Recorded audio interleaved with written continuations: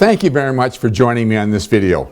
A monthly market update. We want to take a look at the market as it stands today. This is our October report. We're going to take a look at the sales figures for August and September. I should say that the last time we did one, a month ago, the Niagara Association of Realtors was having some problems with their computer program, and they didn't have the actual sale figures available. We have them now, so we're going to look at the sales figures for August and for September and see what stories they tell us.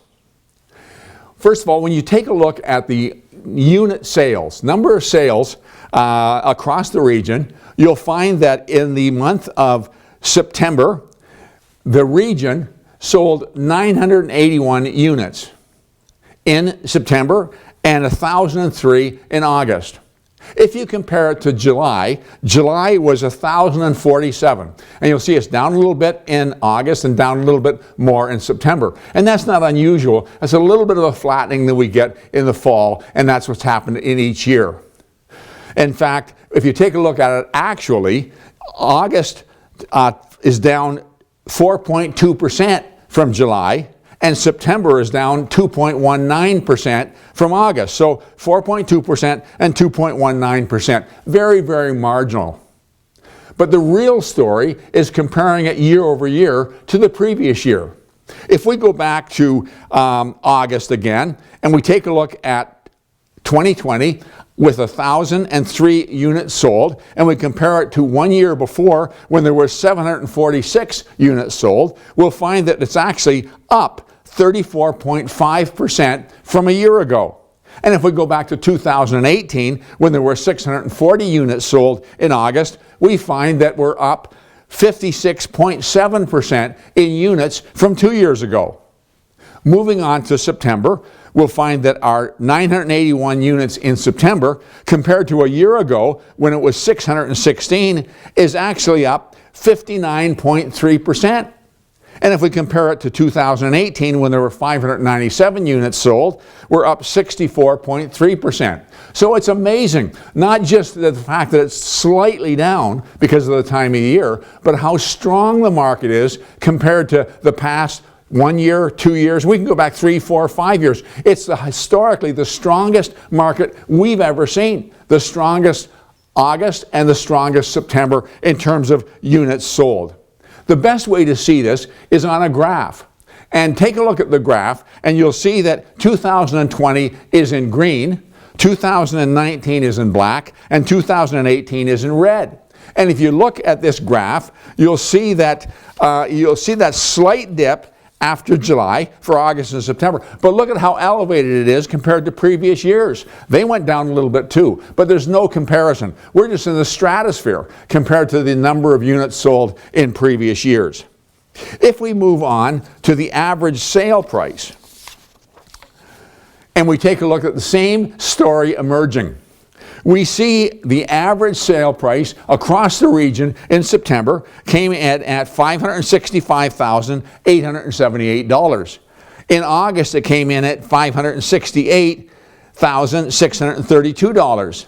And so we find a little bit of a flattening again in August and September compared to a little bit earlier. And that's typical for this time of year. We see that happening.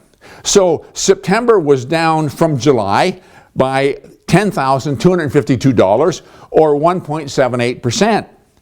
And it's down from August by $2,754 or 0.48%. Very, very marginal drop. But again, let's take a look at the year-over-year figures and see what we find. In September 2020, as you can see from the chart, the average sale price in the region was $565,878.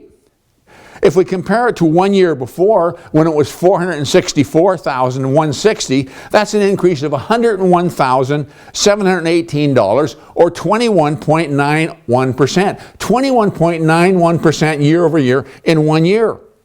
If we compare September 2020 to September 2018, when it was $418,375, we saw an increase of $147,503 or 35.26%.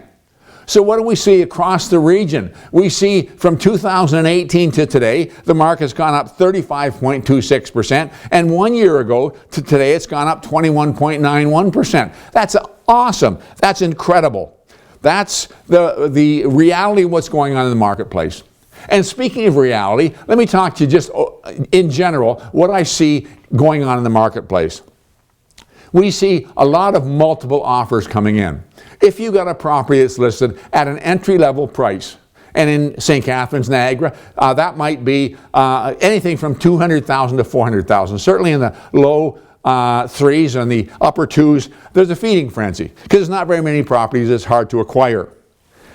And you'll often see offers come in 5 to 10% above asking price.